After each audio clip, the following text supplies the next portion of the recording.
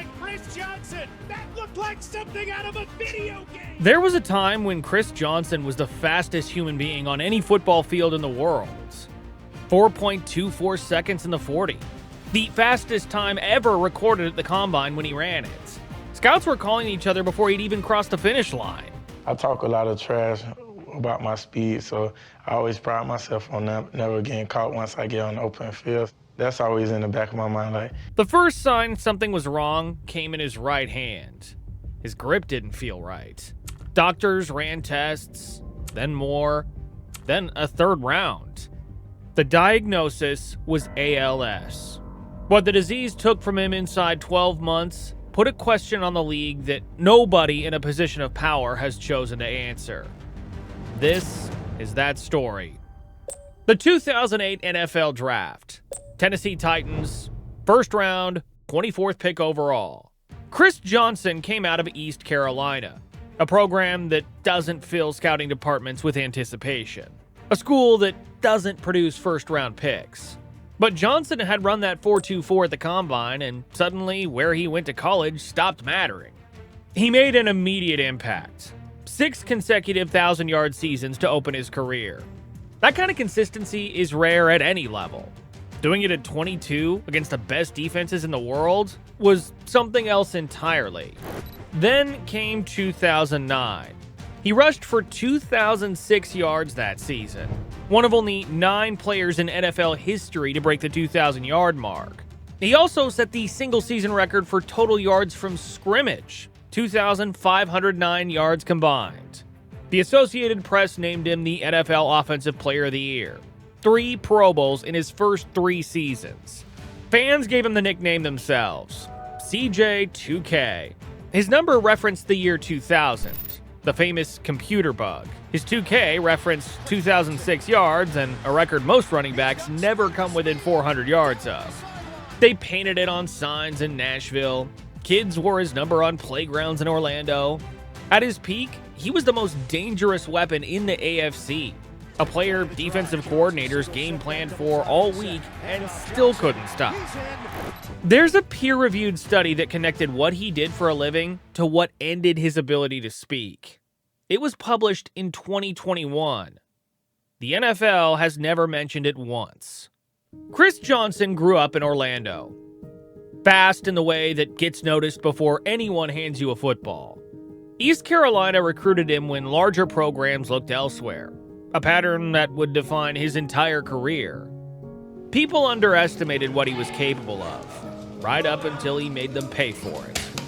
His wife Brittany has been with him since before any of this. 4 kids. He was the kind of father who showed up at birthdays, at school events, at everything that didn't involve a camera or a highlight reel. That part of his life never made ESPN. It was also the part he was most proud of. When he went public with the ALS diagnosis on Good Morning America, he was direct about his reason.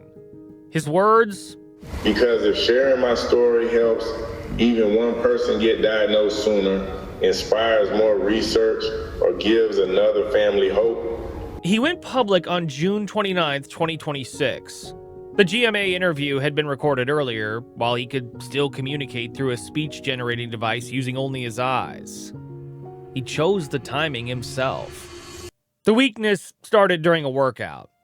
His grip felt wrong. Off. He'd been training his entire adult life. He knew exactly what his hands were supposed to feel like under resistance. This wasn't fatigue. Something was different. Brittany's first instinct was immediate. I thought because of football and, his career, that it had to be something with that, maybe a pinched nerve or something along those lines, but never ALS. That instinct makes complete sense. A man who spent 10 seasons absorbing contact on every carry, of course the first explanation is wear from the game. Of course you go there first. Even the doctors went there first. Then they tested again, then a third time. Johnson described what followed in 6 words. "We hoped it was something else, but after thorough testing..." Sit with those 6 words for a second. The diagnosis that came after 3 rounds of testing would raise a question about every running back who ever played this game. And nobody in the NFL has stepped forward to answer it. ALS, amyotrophic lateral sclerosis. Most people know it as Lou Gehrig's disease, named after the Yankees' first baseman diagnosed in 1939, dead 2 years later at 37 years old. The disease attacks nerve cells in the brain and spinal cord. It progressively strips away movement, speech, swallowing, and eventually breathing. There is no cure. There are medications that can slow the progression by weeks or months in some patients, but there's no stopping it. Johnson's case is what doctors call sporadic ALS. No family history, no genetic marker that predicted it was coming. His doctors believe it appeared without warning, the way roughly 90% of ALS cases do. It's the kind of diagnosis that announces itself with a weak grip during a workout and then moves faster than the person it's attacking can process. The conversation after the official diagnosis went like this. Doctors told Johnson there was a medication that might extend his life by a few months. Then they told him and Brittany to get their affairs in order. CJ2K, 39 years old, 4 kids, get your affairs in order. From that conversation to speaking through a machine he controls with his eyes, less than a year. In 2021, a peer-reviewed study was published examining ALS rates among NFL players specifically. The finding was pointed. NFL players who developed ALS had significantly longer careers than those who didn't.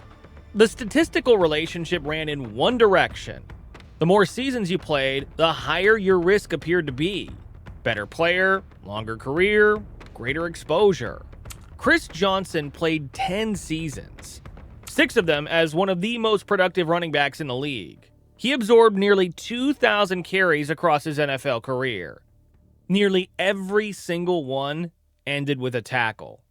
Running backs absorb contact differently than any other skill position.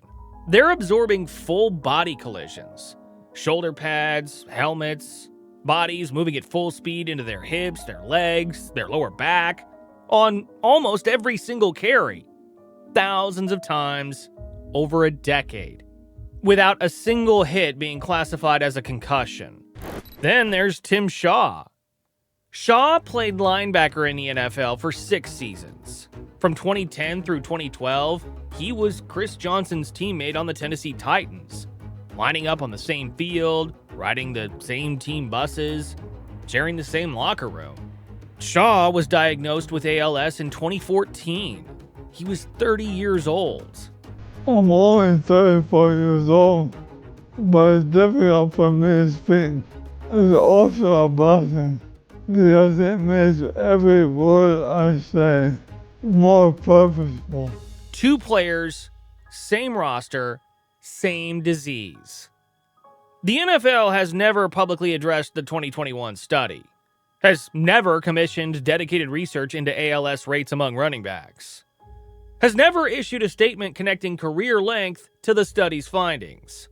The league that reached a $1 billion settlement with former players over CTE has produced no public response to any of this. Chris Johnson and Tim Shaw played side by side in Tennessee for 2 seasons. Both have ALS. The organization that employed them has said nothing about what that means. After the diagnosis, Johnson enrolled in a clinical trial. He's working with Dr. Merritt Kudkowitz at Mass General Brigham Neuroscience Institute, a neurologist who also treated actor Eric Dane in the months before Dane died from ALS in 2026. Johnson reached out to Good Morning America specifically after seeing a segment about experimental treatments. He went looking for options instead of waiting for the disease to close them off. He also made a decision about his voice. Engineers recorded it while he could still speak, captured the specific patterns, cadences, and sound of how Chris Johnson talks. That recording now lives in the speech-generating device he operates with his eyes. When the device speaks, it sounds like him. ALS will take his ability to produce that sound naturally. The recording means it doesn't disappear entirely. When the GMA interview aired, the response from Tennessee was immediate. Titans owner Amy Adams Strunk released a statement. Some people leave a mark on an organization that you just can't put into words. Chris Johnson is one of those people for us. Learning this news is extremely difficult, and we will support Chris every step of the way. Fans had a separate response. Within hours of the interview going live, Titans supporters flooded social media demanding the team induct Johnson into their Ring of Honor immediately, while he's alive to witness it, rather than waiting for the new stadium to open. The sentiment was direct and consistent across every comment thread. Honor him now while it still means something to him. He chose to go public when he didn't have to. He chose the clinical trial when he could have focused entirely on his family. He chose to preserve his voice when doing nothing was an available option. That's the most CJ2K thing he's done since his last carry in 2017. Brittany Johnson hasn't left his side. She's been with him since before the Combine, before the 2006 yards, before CJ2K was a name anyone outside of Greenville knew. The woman who was his high school sweetheart became his full-time caregiver without announcements, without public acknowledgement, without asking for either. She just stayed. His 4 kids watch their father communicate through a machine, a device he operates using only his eyes, the same eyes that once tracked cornerback alignments pre-snap at 4.24 speed. Every thought he wants to express now travels through that machine before anyone hears it. A little over a year ago, Chris Johnson was picking up his 7-year-old daughter so she could reach her birthday cake. He lifted her up. She blew out the candles. She made her wish. Today, he can't hold a cup. He was the fastest man in the room. The disease just changed what that looks like. His own words from the interview, through the device he controls with his eyes. I still think the same. I still dream. I still love my family. My body just doesn't cooperate. I want people to know that I'm still me. Every Sunday, millions of people watch running backs absorb contact on every play. The stuffed run on 3rd and 1, the goal line stand, the tackle for a loss that stops a drive. Clip packages skip those plays. They accumulate in a body over 10 seasons. Chris Johnson gave this game a decade and a 2,006-yard season that fewer than 10 players in NFL history have matched. A nickname, a record, 3 Pro Bowls. The league gave back revenue, merchandise, and broadcast rights. Built on an era when Johnson was the most dangerous back in the AFC. The 2021 study connecting career length to ALS risk has been in the public record for 5 years. It sits there alongside the data on Tim Shaw, alongside the data on Chris Johnson, alongside every carry and every tackle that accumulated quietly inside 2 men who once shared a locker room in Nashville. The league has collected the money from that era. It has produced no response to the study. Johnson said he wants people to know he's still him, that ALS changed what his body can do and left who he is alone. He's still fighting, still raising his kids, still here. The league's silence is its own kind of answer. If this story stayed with you, drop a comment below. Tell us what you think the NFL owes the players who built this game.